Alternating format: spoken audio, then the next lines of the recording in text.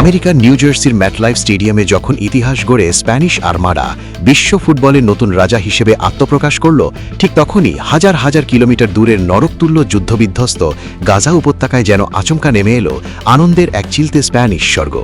চারদিকে বোমার ধোয়া, ক্ষুধা, লাশ আর অবর্ণনীয় ধ্বংসস্তূপের মাঝেই হঠাৎ সগৌরবে উঠতে শুরু করল স্পেনের সেই লাল হলুদ পতাকা।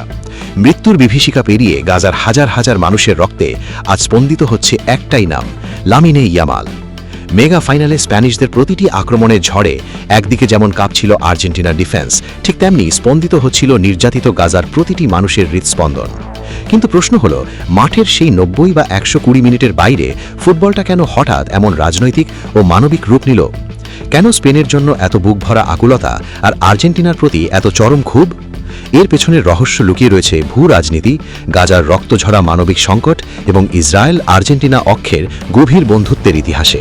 2026 ফিফা বিশ্বকাপে আর্জেন্টিনাকে 1-0 গোলে হারিয়ে টানা ইউরো ও বিশ্বকাপ জয়ের বিরল ও মেগা ইতিহাস গড়েছে স্প্যানিশ কোচ লুইস দে লা ফুয়েন্তের দল। তবে এই বিশ্বজয়ের সবচেয়ে আবেগঘন ও অভাবনীয় প্রতিধ্বনি দেখা গেছে ভূস্বর্গ থেকে শ্মশানে পরিণত হওয়া গাজা উপত্যকায়। ফাইনালের মহাযুদ্ধ শুরুর আগেই গাজার ধ্বংসস্তূপের মাঝে প্যালেস্টাইন স্পোর্টস ক্লাবে আয়োজিত হয়েছিল এক প্রতীকী 6 ট্রায়াল ম্যাচ। একদল ফিলিস্তিনের লাল সবুজ জার্সি পরে আর অন্য দল নেমেছিল স্পেনের লাল হলুদ জার্সিতে। রক্তক্ষয়ী যুদ্ধ শুরুর পর এটাই ছিল গাজা থেকে সরাসরি প্রচারিত প্রথম কোনো ফুটবল ম্যাচ। আর সেই ম্যাচের বার্তা ছিল স্পষ্ট, যারা ঘোর বিপদের দিনে ফিলিস্তিনের নিঃস্ব মানুষের পাশে দাঁড়িয়েছে, স্পেনের সেই মহান বন্ধুদের প্রতি এই ভালোবাসা ও কৃতজ্ঞতা। ফুটবলের পরিভাষায় এই সত্য ও ভালোবাসার শক্তিকে নিয়ে চমৎকার একটি ছন্দ রয়েছে। True unity is not formed on peaceful grounds, but in the storm where love over bias resounds.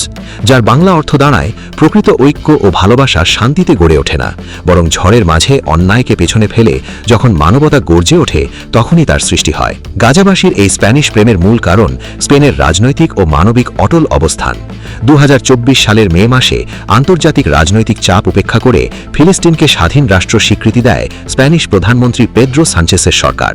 শুধু সরকারই নয়, স্প্যানিশ ফুটবলাররাও মন জয় করেছেন ফিলিস্তিনিদের, বিশেষ করে 17-18 বছর বয়সী বিস্ময় বালক লামিনে ইয়ামাল, যার বার্সেলোনা ট্রফি প্যারেডে ফিলিস্তিনের স্বাধীন পতাকা ওড়ানো কিংবা বিশ্বকাপে ধর্মচর্চা গাজার তরুণদের কাছে তাকে কেবল একজন ফুটবলার নয়, বরং এক অপরাজেয় আশার আলো হিসেবে প্রতিষ্ঠিত করেছে। অন্যদিকে স্পেনের বামপন্থী রাজনীতি ও মানবিক অবস্থানের বিপরীতে আর্জেন্টিনার বর্তমান রাজনৈতিক আবহাওয়া সম্পূর্ণ উল্টো। দেশটির রাজনীতি ও স্পোর্টস অঙ্গন আজ ইসরায়েলের ঘনিষ্ঠ মিত্র হিসেবে পরিচিত। ফাইনালের ঠিক আগেই ইসরায়েলের প্রধানমন্ত্রী বেঞ্জামিন নেতানিয়াহু প্রকাশ্যেই আর্জেন্টিনা ও মেসিদের বিশ্বজয়ের জন্য শুভকামনা জানিয়েছিলেন। একদিকে ডানপন্থী রাজনীতি ও আগ্রাসী শক্তিদের নীরব সমর্থন, অন্যদিকে স্পেনের সোচ্চার মানবিক প্রতিবাদ। ঠিক এই দুই মেরুর লড়াইয়ের কারণেই 2026 বিশ্বকাপ ফাইনালটি ফুটবল মাঠ ছাড়িয়ে কূটনীতি ও বিশ্ব রাজনীতির মহাযুদ্ধে পরিণত হয়েছিল। আর তাই স্পেনের বিশ্বকাপ জয়ের শেষ বাঁশি বাজতেই যুদ্ধবিধ্বস্ত গাজার লাখো কণ্ঠে সগৌরবে ধ্বনিত হয়েছে একটাই স্লোগান, ভিভা এসপানিয়া। ফুটবলের চিরন্তন রাজনীতি ও শক্তির লড়াই নিয়ে চমৎকার আরেকটি ছন্দ রয়েছে, Beyond the pitch, where the bright lights shine, human values write the ultimate defining line. বাংলায় বললে, যেখানে মাঠের ঝলমলে আলো শেষ হয়, সেখান থেকেই মানবিক মূল্যবোধ আসল ইতিহাস লিখতে শুরু করে।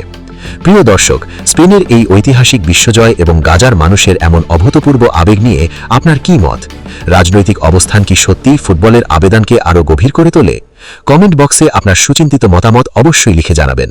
স্পোর্টস আর ভূ রাজনীতির এমন চাঞ্চল্যকর ও নিরপেক্ষ বিশ্লেষণ সবার আগে পেতে আমাদের চ্যানেলটি এখনই সাবস্ক্রাইব করে বেল আইকনটি প্রেস করে রাখুন। দেখা হচ্ছে ফুটবলের পরবর্তী টান উত্তেজনার পর্বে। সে পর্যন্ত সবাই ভালো থাকুন, সুস্থ থাকুন। বিদায় নিচ্ছি আমি রাকিব, FC স্পোর্টস।